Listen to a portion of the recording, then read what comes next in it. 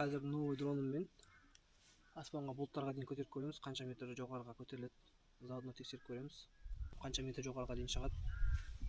Қанша уақыт шығатынын тексеріп көреміз. Ал кеттік.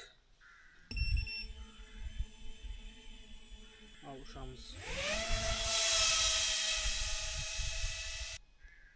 Так, бізде қазір 300 метр болды уже. 600 метр.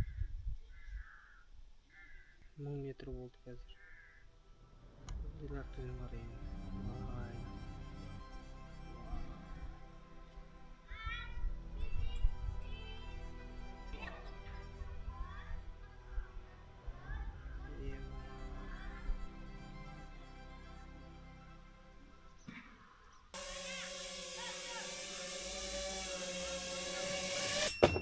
Осы дронмен почти 2200 метрге шықтық.